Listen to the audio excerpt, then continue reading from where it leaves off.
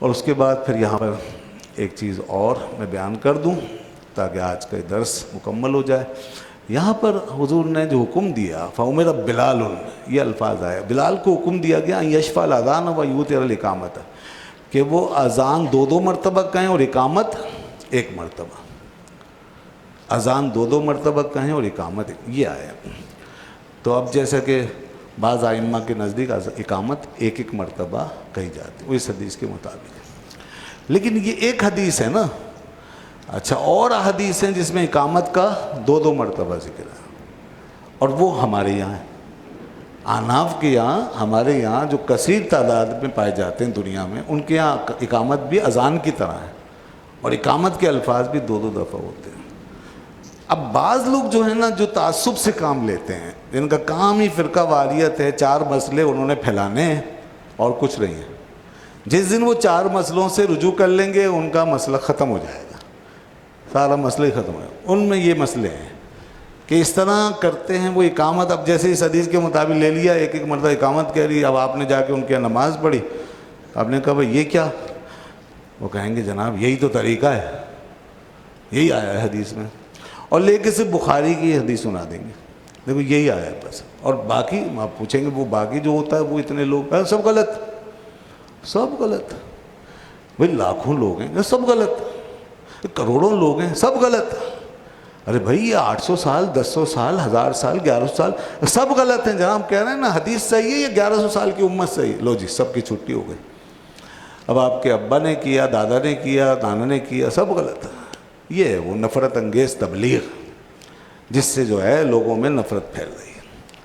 اب دیکھ لیں، اب ذرا آدمی گیا اور یہ غلط غلط سن کے آ گیا، اور اس کے بعد پھر اس نے جناب بڑے تکبر سے اپنا طریقہ اپنا الگ کیا اور کہا جی میں صحیح، باقی سب غلط ہے.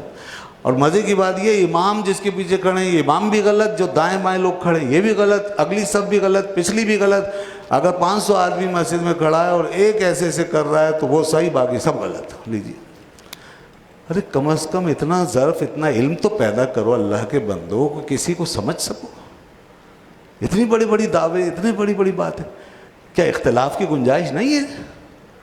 یہ کوئی توحید کے مسئلے ہیں، یہ کوئی رسالت و نبوت و آخرت کے مسئلے ہیں کہ جس میں آپ یکدم سب کو غلط کہتے ہیں؟ بھائی دیکھیں، ایک ہے مسئلہ بنیادی عقیدے کا، توحید کا، ختم نبوت کا مسئلہ، قیامت کا مسئلہ، اس میں تو سیدھی سی بات ہے، دوسری رائے کی گنجائش ہی نہیں ہے.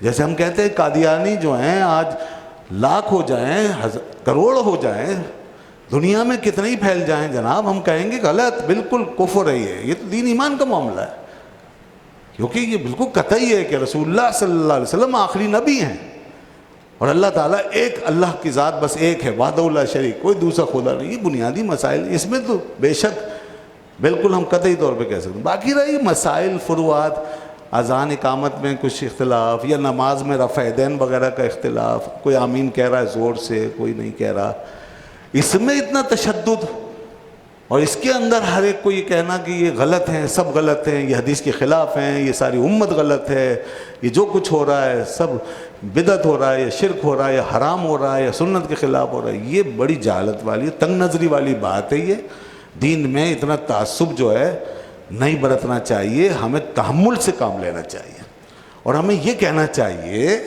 کہ بھئی دیکھیے یہ ہمارا طریقہ ہے اور وہ ان کا طریقہ ہے، تو ان کے لیے بھی احادیث ہیں اور وہ بھی حدیثوں پہ ہی چلتے ہیں. جو لوگ ایسا کرتے ہیں ان کے پیچھے احادیث ہیں. اور پھر اتنے بڑے بڑے ائمہ گزر گئے ہیں جنہوں نے یہ سب اجتہاد فرمایا ہے، تو ان کو کیسے آپ ایسے جاہل ثابت کر سکتے؟ کیا انہیں نہیں پتہ قرآن و حدیث کا؟ جو رسول اللہ کے صحابہ کی خدمت میں بیٹھے ہوں انہیں نہیں پتہ حدیث، اور آج ہمیں پتہ ہے 1500 سال کے بعد. تو سن لیجیے ذرا، یہ جو حدیثیں ہیں جس میں کہ 2 مرتبہ کہنے کا اقامت میں آیا ہے، تو وہ حدیثیں یہ ہیں، اس پر ہمارا عمل ہے. اذان میں بھی 2 مرتبہ کہیں گے کلمات کو، اقامت میں بھی ہے. بس یہ حدیثیں آپ کے سامنے رکھتا ہوں، آپ کو اندازہ ہو جائے گا کتنی زبردست حدیثیں ہیں. یہ مصنف ابن ابی شیبہ میں ساری روایتیں موجود ہیں، اور دیکھیے بحث سند سے ہوتی ہے، ان کی سندیں صحیح ہیں. تو اس لیے یہ بہت بڑے بزرگ ہیں، امام بخاری رحمۃ اللہ علیہ سے بھی پہلے ہیں.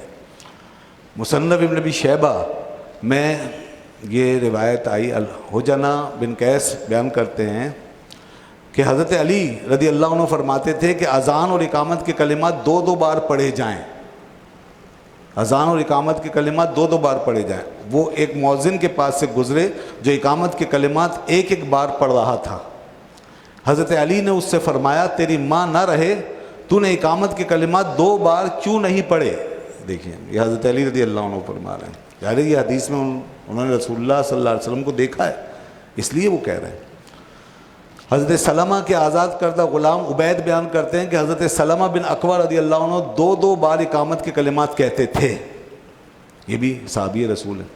عبد الرحمن بن ابی لیلہ بیان کرتے ہیں کہ حضرت عبداللہ بن زید انصاری رضی اللہ عنہ جو نبی کریم صلی اللہ علیہ وسلم کے مؤذن تھے، یہ مؤذن کا ذکر آگے، جن کو خواب میں اذان سنائی گئی تھی، تو فرماتے ہیں اذان اور اقامت کے کلمات دو دو بار کہتے تھے۔ شعیب بیان کرتے ہیں کہ ابو العالیہ نے کہا جب تم اقامت کہو تو دو دو مرتبہ کہو۔ حکم بیان کرتے ہیں کہ ابراہیم نخعی نے کہا دو دو مرتبہ اقامت کہنے کو مت چھوڑو۔ ابو اسحاق بیان کرتے ہیں کہ حضرت علی رضی اللہ عنہ کے اصحاب اور حضرت عبداللہ بن مسعود رضی اللہ عنہ کے صحاب اذان اور اقامت کے کلمات دو دو بار کہتے تھے، حضرت علی کے بھی، حضرت عبداللہ بن مسعود کے بھی، جلیل القدر صحابہ ہیں۔ ابراہیم بیان کرتے ہیں کہ حضرت بلال رضی اللہ عنہ اذان اور اقامت کے کلمات دو دو بار کہتے تھے۔ حضرت ابو محذورہ رضی اللہ عنہ بیان کرتے ہیں کہ مجھے رسول اللہ صلی اللہ علیہ وسلم نے اذان کے 19 کلمات کی تعلیم دی اور اقامت کے 17 کلمات کی تعلیم دی۔ پھر انہوں نے اقامت کے کلمات بیان کیے، اللہ اکبر اللہ اکبر اللہ اکبر اللہ اکبر، اشہد ان لا الہ الا اللہ اشہد ان لا الہ الا اللہ اشہد ان محمد رسول اللہ اشہد ان محمد رسول اللہ، حی علی الصلاۃ حی علی الصلاۃ حی علی الفلاح حی علی الفلاح، قد قامت الصلاۃ قد قامت الصلاۃ، اللہ اکبر لا الہ الا اللہ۔ یہی طریقہ ہے۔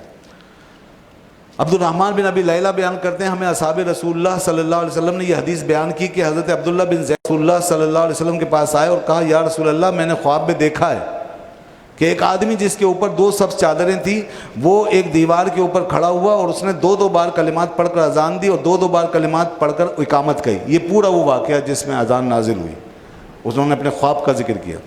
اسود حضرت بلال رضی اللہ عنہ سے روایت کرتے ہیں کہ حضرت بلال کی اذان و اقامت کے کلمات دو دو بار تھے۔ یہ مصنف عبدالرزاق، سنن دارقطنی وغیرہ میں یہ حدیث موجود ہے۔ مسلم البتین کہتے ہیں کہ مجھے اس شخص نے خبر دی جس نے حضرت علی کو کے مؤذن کو سنا ہے کہ وہ اقامت کے کلمات دو دو بار کہتے تھے۔ پھر مجاہد سے روایت ہے کہ ان کے سامنے ایک ایک بار اقامت کہنے کا ذکر کیا گیا تو انہوں نے کہا اس طریقے کو عمرہ نے گڑھ لیا ہے، اقامت کے کلمات دو دو بار ہیں، یہ کہہ رہے ہیں عمرہ نے گڑھ لیا ہے۔ حضرت عبداللہ بن زید رضی اللہ عنہ جنہوں نے اذان و اقامت کے متعلق خواب دیکھا تھا، اور حضرت بلال اور حضرت ابو محذورہ رضی اللہ عنہ جو عہد رسالت میں مؤذن تھے، ان سب سے منقول ہے کہ اقامت میں دو دو بار کلمات کہے جائیں۔ یہ ہے تمام، یہ چند باتیں ہیں، چند حوالے ہیں جو یہاں پہ جمع کیے ہیں۔ علامہ غلام رسول سعیدی صاحب نے اس کی شرح، بخاری کی شرح، یہ بخاری کی شرح نعمت الباری جو 16 جلدوں میں لکھی گئی ہے، یہ اتنی موٹی موٹی کتابیں ہیں سب، تو یہ سب شرح میں ملتا ہے۔ لوگ خالی بخاری دکھا دیتے ہیں، باقی نہیں بتاتے پھر آگے کیا ہے، اس کی تفصیل کیا ہے اور حدیث کیا ہے۔ دین صرف بخاری میں تو نہیں ہے نا، ہزاروں حدیثیں، لاکھوں حدیثیں، بخاری سے پہلے بھی دین موجود تھا، تو یہ ساری حدیث موجود ہے، تو اس لیے یہ بھی مستند حدیث ہیں یقیناً، اور ان پر بھی عمل کیا گیا اور سب مانتے ہیں سارے ائمہ۔ اب کوئی شخص اگر کیسے بخاری میں دکھاؤ تو وہ جاہل ہے، وہ بہت بڑا جاہل، وہ دین کو محدود کر رہا ہے، دین کا نقصان کر رہا ہے۔ وہ کیسے بخاری میں دکھاؤ، صرف مسلم میں دکھاؤ، ایسا کبھی بھی نہیں کیا گیا۔ تو یہاں پر اب بخاری میں جو آیا کہ ایک بار اقامت کا ہو، اس کا ذکر کرتے ہیں، ایک جملے میں جواب دے دیا اور فرماتے ہیں اور صحیح بخاری کے باب مذکور کی اس حدیث میں جو اقامت کے کلمات ایک ایک بار کہنے کا ذکر ہے تو وہ بیان جواز پر معمول ہے۔ جی یہ صرف یہ بتانے کے لیے کہ اقامت میں اگر ایک ایک بار بھی کہہ لیا گیا تو جائز ہے، اگر جلدی میں ہیں جیسے مختصر کرنا پڑے تو ایک ایک بار کلمات کہہ لیں اقامت کے، یہ بھی جائز ہے۔ یہ بخاری میں اس لیے آیا ہے، رسول اللہ صلی اللہ علیہ وسلم نے بیان جواز کے لیے بتایا۔ رہ گیا سنت اور طریقہ جو جس پہ عمل کرنا ہے وہ وہی ہے، جیسے اذان میں دو دو دفعہ ایسے ہی اقامت میں بھی دو دو دفعہ۔